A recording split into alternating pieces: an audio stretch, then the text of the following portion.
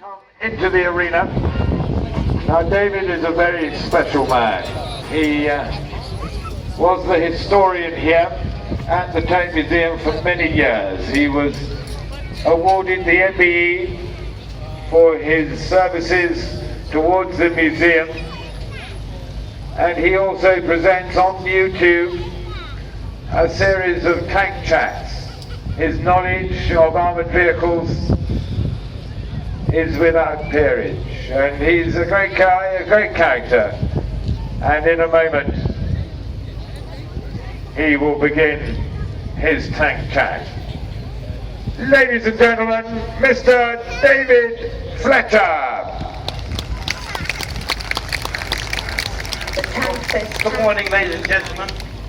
I'm David Fletcher.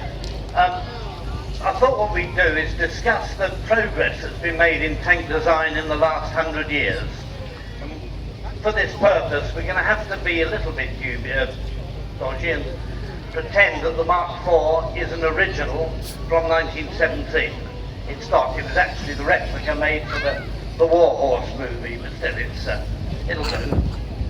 And I thought we'd start off probably down on the bottom, as it were, with the suspension. On a First World War tank, and this applies to all the British First World War tanks, the actual suspension was non-existent. The rollers, which run along the track, are sandwiched between the frames, and they're held in place by an axle running through, so they can't move up and down at all. They're literally fixed in place. Whereas Challenger 2 has the hydro-pneumatic suspension, which enables it to give the crew a reasonably comfortable ride, even going flat out across country. And that makes quite a difference, because they're quite heavy tanks, and with a suspension like that, just holding it up makes a bit of a difference.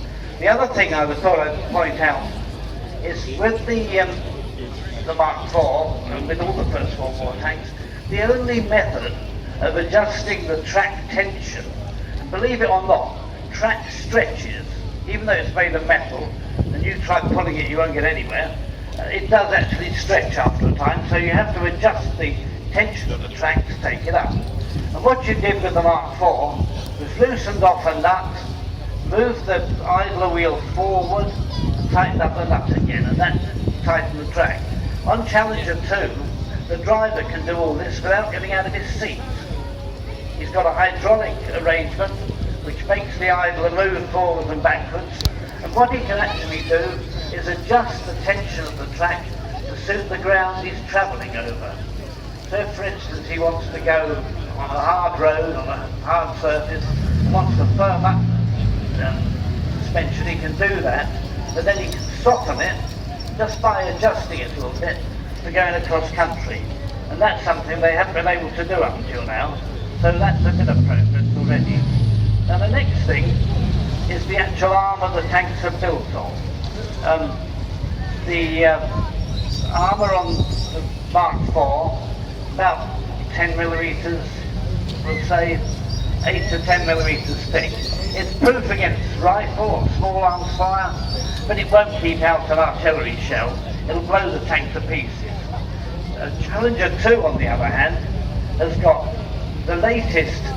It's a version of Jobbum armour. It's Jobbum Phase 2, known as Dorchester, and it means that the tank's proof against just about any other kind of armour-piercing round, whether it's a kinetic energy round or one of the heat rounds that we use quite commonly now. And that makes the tank almost invulnerable. There is only one incident of a tank being knocked out, and that was knocked out by another Challenger 2, which actually mistook the tank he was firing at for a Russian one and blew it apart. We try not to talk about that. There was another incident where a Challenger 2 was crossing an obstacle and an enemy soldier fired an RPG, or rifle-propelled grenade, through the underside, which is the thinnest part of the tank, and that injured the driver, but he managed to get the vehicle out of action. So even then it wasn't a fatal incident at all, but quite dramatic. And they're the only two occasions when Challenger 2's even been hit, which is quite remarkable. It's really very resistant. And in this day and age, when symbols like the body bag are so vitally important, then quite clearly you need something like this that means the crew are going to survive any action which they go into. And the Challenger 2, if you look at it, is covered in what looks like a set of pyjamas, someone described it as the other day. It's actually a thermal coating. It's made by Rheinmetall in Germany. It's called the Solar Shield, and the purpose of it is actually to keep the heat that's generated by the tank somehow inside. It prevents the tank from giving off a thermal signature, which these days can be detected. Of course, in the Mark IV, it didn't make any difference. They didn't have anything like that. Clouds of smoke came out of it anyway, so you just judged it by that. You didn't worry about thermal imaging and that kind of thing. And that really makes the tank that much different. So the other thing that the pyjamas do is cut down its radar symbol. So as the rounded edges of the fabric are going over the armour, they tend to reflect less radar, and even that helps nowadays on the battlefield when you don't want to be identified, if you can help it, till the last minute. So the noise it makes, you'd think you could hear it a mile off. That's quite a change now, as it is at most modern tanks. Now the power unit's worth discussing. The original Mark IV was powered by a Daimler 105 horsepower, 6-cylinder petrol engine. Now I say Daimler, but it was Daimler of Coventry.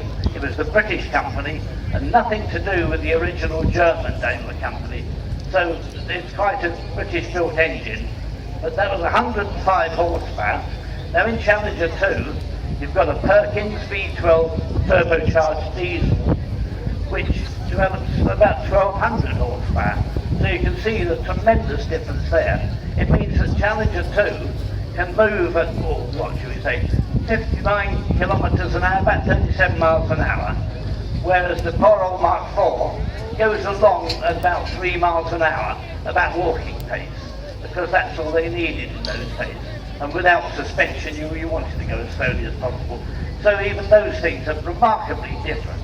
It means that this tank behind me can really put its foot down and go. Quite impressive. Now the next thing is the turret. Of course the Mark IV doesn't have a turret. It has sponsons on the side, and it's actually a male tank. You have female tanks with machine guns, but the male had a 6-pounder in each sponson with about a 90-degree arc of fire. It had quite a good range, but you really fought at ranges you could see. So you're lucky if you fire it more than a kilometre at a time. Whereas Charlie 2 could pick up a target up to 4 kilometres away and hit it. It's been done. And that's quite remarkable in itself. The Challenger 2's got a 120mm rifle gun, and the reason we in Britain have a rifle gun where everybody else has gone for a smoothbore is that it fires a better nature of ammunition. That's at least one of the reasons for it. And it means that it puts us a bit apart from everybody else. Alongside the main gun is a chain gun, which is like a machine gun really, which they use as an auxiliary weapon, or it's an alternative weapon really, be used against infantry and soft skin vehicles. So the Challenger 2 is quite well equipped in that sense. It's got a number of other things. On top of the turret is another machine gun station. That's remote controlled, and it can be worked from inside the turret. The loader actually operates it, and he can fire it without getting out, without exposing himself at all. There's two other things. On top of the gun, there is the image intensifier, which is that sort of lump you can see sticking up above the gun, and that it works like a sight and puts the gun back on target every time. There's also a laser rangefinder, which is in front of the commander's cupola. Now that works by using a laser to measure the range to the next nearest target, and it means that the commander can actually select a target, and that's indicated straight away to the gunner. But But then, well, as soon as that's done, the commander goes on to the next target and takes that. So he can pick up 2 targets at a time and move on to another one after that if he wants to, which is quite remarkable in itself. Well, that's nearly covered the heavy tanks really, and give you some idea. It's only brief, but it'll give you some idea of how things have progressed in the last 100 years. I mean, just as an example, the driver's provided with a camera, or at least the camera's on the back of the vehicle, and he can actually see where he's going when he's reversing.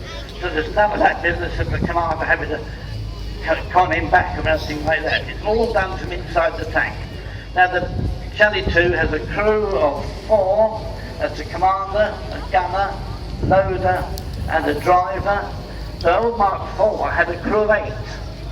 Of that 8, 4 of them were needed to drive the vehicle. You had the commander working the steering sticks.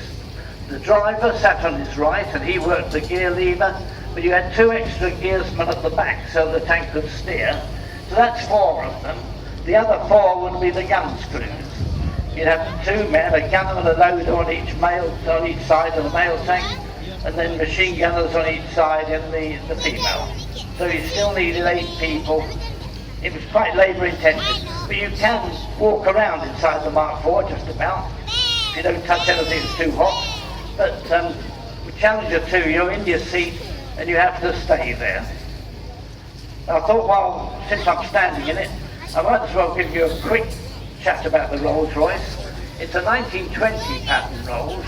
It's virtually a copy of the type produced by the Royal Naval Air Service in 1914. So it's slightly more modernised, but still uses the same chassis, which is the Rolls Royce Silver Ghost chassis with a 40-50 horsepower straight 6 engine. And it's covered with 8mm of armour, and the armour covers the engine, the turret and fighting compartment, but not here at the back. It's wooden at the back because they just store the lockers and things don't matter in there. It's got double wheels at the back and single at the front, and really it's only 4x2. It's not 4-wheel drive, so when it goes anywhere, like over mud or over sandy deserts, it does it quite well, and you wouldn't believe it wasn't really 4-wheel drive there, because it really has the power to do it. Well, that's just about it, ladies and gentlemen. I'll call a halt there and get driven off away till next year, and hope you enjoyed it. Thanks so much. Ladies and gentlemen, a big round of applause please for Mr. David Fletcher, past historian here, deservedly awarded an MBE some years ago for the work he did here at the museum. David, thank you very much indeed. Enjoy your lunch.